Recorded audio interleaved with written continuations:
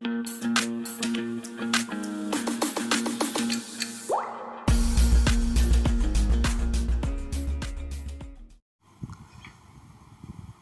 Students, last videos में हम लोगों ने बात की थी डिकम्पोजिशन रिएक्शन के बारे में, और आज हम लोगों का टॉपिक है डिस्प्लेसमेंट रिएक्शन।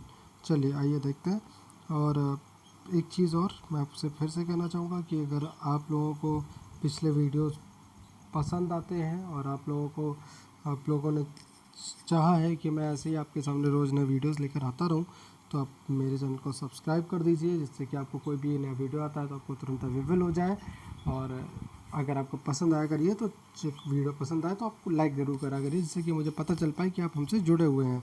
चलिए, आज का हमारा टॉपिक है डिस्प्लेसमेंट रिएक्शन। आज हम लोग दो टॉपिक्स के बारे में बात करने वाले हैं। The first one is displacement reaction और the second one is double displacement reaction. चलिए आइए देखते हैं इसमें क्या करने वाले हैं। चलिए पहले एक्टिविटी करके समझते हैं क्या कर सकते हैं हम लोग इसमें। तो हम लोगों को लेनी है केवल 3 आयरन नेल्स। ठीक है, मान लीजिए हम लोगों ने ये 3 आयरन नेल्स ले ली हैं। Clean them by rubbing with the sand paper, तो हमें सैंड पेपर से इनको रब कर देना है। ठीक है, take 2 test tubes marked as A and B. ठीक है, 2 टेस्ट ट्यूब ले रही है। आपको पता है टेस्ट ट्यूब कैसी होती है, केमिकल लैब्स में आपने देखी है। ए और बी मार्क कर देनी है। Take about 10 ml copper sulphate solution, और एक टेस्ट ट्यूब में आपको ले लेना है 10 ml कॉपर सल्फेट सॉल्यूशन। अब कॉपर सल्फेट की बात आ गई है तो आपको फार्मूला पता होना चाहिए। CuSO4 कॉपर सल्फेट को कहते हैं। और यहाँ पर जो हम पिन यूज़ कर रहे हैं वो आयरन नेल की कर रहे हैं, और आयरन नेल का फार्मूला आपको पता है, दैट इज़ Fe। ठीक है, तो आपको ये बातें आपको पता होगी। Sorry for interruption friends. हाँ चलिए आइए अब इसमें देखते हैं। ठीक, हम लोगों ने 2 आयरन नेल्स ले चुकी होती हैं। अब हमें करना क्या है, केवल एक टेस्ट ट्यूब को वैसे ही रहने देना है, और जो हमने 3 पिन ली हैं उसमें केवल दो पिन्स को आपस में अटैच, मतलब इस तरीके से अटैच करके हुक करके लटका देना है कॉपर सल्फेट के सॉल्यूशन में। देखिए यहाँ पर लिखा भी हुआ है, tight 2 iron nails with a thread and immerse them carefully in the copper sulphate solution in the test tube B 20 minute तक के लिए। Keep 1 iron nail aside for comparison. After 20 minutes, take out the iron nails and from the copper sulfate solution. 20 minute बाद हमें निकाल देना है और observe करना है। चलिए, तो क्या ऑब्ज़र्व करा इसको हम समझते हैं कि हम एक्सपेरिमेंट करने से क्या समझ सकते हैं। तो यहाँ पर इन्होंने कुछ फिगर में दिखाया हुआ है कि आप लोगों ने जब आप प्रैक्टिकल्स करते हैं, क्योंकि आप ड्यूरिंग लॉकडाउन में चल रहा हो तो प्रैक्टिकल परफॉर्म करना पॉसिबल नहीं है, वरना मैं आपको लैब में करवाता। बट यहाँ आप लोग देख सकते हैं, आपको 2 टेस्ट ट्यूब दिख रही होंगी। एक में आपने कॉपर सल्फेट का सॉल्यूशन लिया है और दूसरी आपने ब्लैंक ले ली थी। ठीक है, अब आपने क्या करा, एक को ब्लैंक रखा था, दूसरे को कॉपर सल्फेट के सॉल्यूशन में आयरन नेल्स 2 लटका कर रख दी थी। तो आप देखेंगे जब आपने आयरन नेल को ब्लैंक छोड़ा था तो वो वैसी ही रही, कुछ भी चेंजेस नहीं हुए। लेकिन जब आपने आयरन नेल को कॉपर सल्फेट के सॉल्यूशन में डुबोया था तो वो ब्राउनिश हो जाती है। ठीक है, आपको डिफरेंट कलर का नज़र आएगा, तो आप आराम से डिफ्रेंशिएट कर सकते होंगे। इसी प्रकार यहाँ पे भी था कि जब एक टेस्ट ट्यूब में कोई भी हमने रिएक्शन नहीं कराई थी, मतलब कोई भी पिंस उसमें नहीं डूबी थी, तो उसका रंग वैसा ही रहा जो कि ब्लूइश कलर का था। लेकिन जब हमने उसमें जो आयरन पिंस थी, आल पिन कह लीजिए, तो उनको जब हमने डिप किया था तो इसमें जो रिएक्शन होता है वो लाइट कलर हो जाता है। ठीक है, तो कलर उसका फेड हो जाता है, आप यहाँ पर देख भी पाएंगे। तो यहाँ क्वेश्चन कुछ निकल कर आ रहे हैं, इनका पूछना है, why does the iron nail become brownish in colour and the blue colour copper sulphate solution fade. ठीक है, तो एक तो ये क्वेश्चन बनता है। ठीक है, क्यों, इनका क्वेश्चन ये है कि क्यों जो ब्राउन आयरन नेल था उसका कलर ब्राउनिश हो गया। ठीक है, और ब्लू कलर का जो कॉपर सल्फेट का सॉल्यूशन था वो फेड क्यों होगा। तो यहाँ पर उसका रिएक्शन दी गई है, जिसका आंसर आपको यहाँ से मिल जाएगा कि हमने एक आयरन लिया था, तो आयरन का फार्मूला होता है Fe, कॉपर सल्फेट का फार्मूला होता है CaSO4। ठीक है, तो जब इनके बीच रिएक्शन कराई गई तो Fe यहाँ पर रिएक्टिव होता है। मोर रिएक्टिव होने की वजह से Fe कॉपर को डिस्प्लेस कर देता है और Fe कॉपर की जगह ले लेगा। अब कॉपर की जगह लेने से Fe बन जाता है और Fe प्लस CuSO4 चेंज होकर बन जाएगा FeSO4 प्लस Cu। आप यहाँ पर देख पाएंगे कि Fe ने Cu को डिस्प्लेस कर दिया। ठीक है, अब क्या होती है डिस्प्लेसमेंट रिएक्शन, यहाँ से हम समझ सकते हैं। यहाँ पर डेफिनेशन भी दी हुई है। आयरन हैज़ डिस्प्लेस्ड और removed another element copper from copper sulphate solution, this reaction is known as displacement reaction. ऐसी रिएक्शन जहाँ पर एक एलिमेंट दूसरे एलिमेंट को या तो डिस्प्लेस कर देता है या उसे रिमूव कर देता है, तो इस टाइप की रिएक्शंस को हम लोग डिस्प्लेसमेंट रिएक्शन कहते हैं। तो इस डेफिनेशन से आपको समझ में भी आ गया होगा और इस एग्जांपल से आपको समझ में भी आ गया होगा। चलिए, अब अगर क्वेश्चन आ जाए राइट द 3 रिएक्शंस अबाउट, या कह सकते हैं कि 3 एग्जांपल्स दे दीजिए जो कि डिस्प्लेसमेंट रिएक्शंस को बताते हो। तो आपके पास एक तो आपने देख लिया Fe वाला। चलिए और एग्जांपल्स देख लेते हैं। एक यहाँ पर और दिया हुआ है एग्जांपल, चलिए इसको भी देख लेते हैं। Zn मतलब जिंक प्लस CuSO4 का सॉल्यूशन में हुआ, तो फिर से जिंक ने कॉपर को, क्योंकि जिंक ज़्यादा रिएक्टिव था तो उसने कॉपर को डिस्प्लेस कर दिया और ZnSO4 का फॉर्मेशन कर दिया।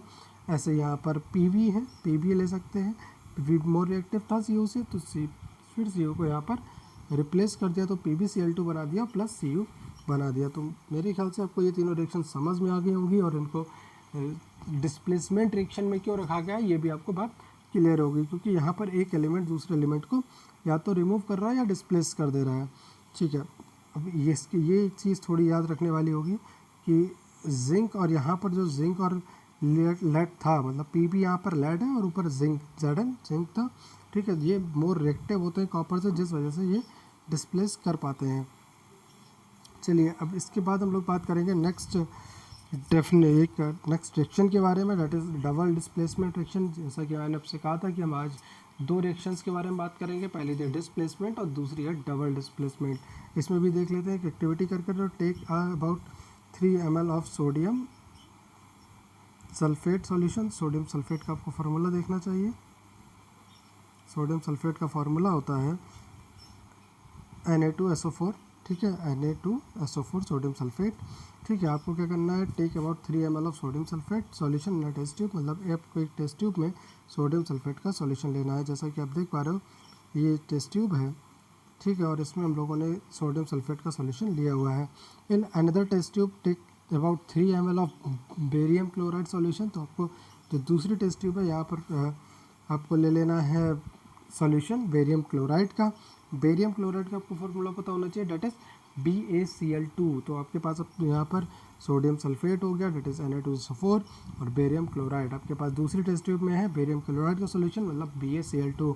अब यहाँ पर क्या होने वाला है, इस टाइप की रिएक्शन में डबल डिस्प्लेसमेंट में जो एलिमेंट होते हैं, या कह सकते हैं आयंस का इंटरचेंज हो जाता है सेकंड प्रोडक्ट, मतलब सेकंड रिएक्टेंट्स के साथ। जैसे समझते हैं होगा क्या, you will observe that a white substance which is insoluble in water, मतलब वाइट सब्सटेंस जो सॉल्युबल नहीं था, इनसॉल्युबल था, this insoluble substance formed is known as precipitate. चलिए इसके बारे में बात कर लेंगे, पहले इसको डेफिनेशन को समझ लीजिए। डबल डिस्प्लेसमेंट क्यों कहा गया, जब आपने रिएक्शन कराई सोडियम सल्फेट की बेरियम क्लोराइड के साथ, मतलब Na2SO4 की BaCl2 के साथ, तो आप यहाँ पर देखेंगे कि Na2 ने Cl के संग फॉर्म करके NaCl बनाया और बेरियम और SO4 के संग करके बेरियम सल्फेट बनाया। तो आप देख पा रहे हैं कि एक जो एलिमेंट है उसके आयंस ने दूसरे नेगेटिव आयंस को या अपोजिट चार्ज वाले आयंस के संग इंटरेक्ट करके सेकेंडरी प्रोडक्ट बनाया है, या कह सकते हैं एक न्यू प्रोडक्ट फॉर्म किया है। और इसी प्रकार जो बचा हुआ अपोजिट आयंस का प्रोडक्ट था तो उसने भी आपस में इंटरेक्ट करके एक नया प्रोडक्ट फॉर्म किया है। मतलब Na ने आपने देखेंगे Cl2 के साथ रिएक्शन कराई है और Ba ने SO4 के साथ। तो आप यहाँ पर दोनों चीज़ों का एक साथ डिस्प्लेसमेंट देख पा रहे हैं। ठीक, चलिए अब यहाँ पर हम बात करते हैं आगे कि ये जो इनसॉल्युबल, यहाँ पर अभी आपने जो ऑब्ज़र्व किया, इसमें ऑब्ज़र्व करने के बाद पता क्या चलेगा कि इसमें एक प्रोडक्ट तो ऐसा होगा जो प्रेसिपिटेट के रूप में आपको नीचे साइड में दिखाई देगा। तो देखते हैं कि क्या किस टाइप का प्रोडक्ट होता है। Which is insoluble in water is formed, this insoluble substance is called known as precipitate. Precipitate समझ लीजिए जब हम किसी सॉल्यूशन में कोई दूसरी अनदर चीज़ डिज़ोल्व करेंगे और जब वो चीज़ इनसॉल्युबल होगी या डिज़ोल्व नहीं होगी तो कभी कभार आप देखेंगे कि जो टेस्ट ट्यूब है उसमें नीचे बैठ जाएगी, डेट इज़ कॉल्ड प्रेसिपिटेट की डेफिनेशन भी पता चली गई होगी। और any reaction that produces a precipitate can called as precipitation reaction. तो आपको यहाँ पर दो डेफिनेशन और मिल रही है। The first one is precipitate और the second one is precipitate reaction. जिसमें प्रेसिपिटेट का कि आपने जो सब्सटेंट इनसॉल्युबल होता है, जो डिज़ोल्व नहीं होते, जो नीचे बैठ जाते हैं डिज़ोल्व ना होकर, उसको प्रेसिपिटेट कहेंगे और इस टाइप की रिएक्शन को प्रेसिपिटेशन रिएक्शन कह देंगे। चलिए अब आ जाती है why cause is this. The white precipitate barium sulphate is found by the reaction of SO4 2 negative and आप यहाँ पर देख पा रहे हैं कि दोनों डिफरेंट चार्जेस वाले हैं, Ba2 positive plus SO4 negative. ठीक है, ये आपस में हमने कहा ना कि आयंस जो अपोजिट चार्ज वाले होंगे वो आपस में इंटरेक्ट हो जाएंगे।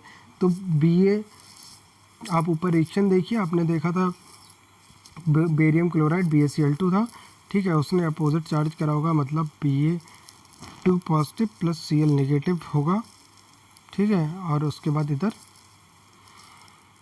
इसी प्रकार जो सोडियम सल्फेट होगा उसने भी आपस में आयंस अपने तोड़े होंगे और बेरियम ने सल्फेट के संग रिएक्शन कराई होगी और सोडियम ने क्लोराइड के संग। तो द वाइट प्रेसिपिटेट, जो हमें सफ़ेद रंग का प्रेसिपिटेट नीचे जमा हुआ दिखता है, दैट इज़ बेरियम सल्फेट। अब हुआ क्या, जब हमने आपस में दोनों को मिक्स करा तो एक सब्सटेंस नीचे बैठ जाता है, दैट इज़ बेरियम क्लोराइड। ठीक है, और जो हमें टेस्ट ट्यूब में नीचे देखने को मिलता है और बाकी जो सॉल्यूशन होता है उसे हम लोग कहते हैं सोडियम क्लोराइड। ठीक है, such reaction in which there is an exchange of ions between the reactant is called double displacement reaction. यहाँ पर आपको डेफिनेशन भी मिल जाती है देखने को। वो अगर आपसे कोई पूछे डबल डिस्प्लेसमेंट रिएक्शन कैसे कहते हैं, तो the reaction in which there is an exchange of ions between the reactants are called double displacement reaction. तो यहाँ पर ये भी आपको एक डेफिनेशन मिल जाती है।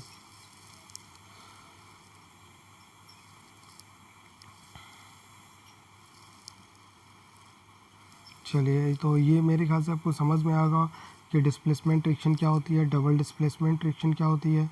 चलिए, आज की क्लास इतना ही रखते हैं और नेक्स्ट क्लास में हम लोग बात करेंगे ऑक्सीडेशन एंड रिडक्शन के टॉपिक के बारे में। Thank you class.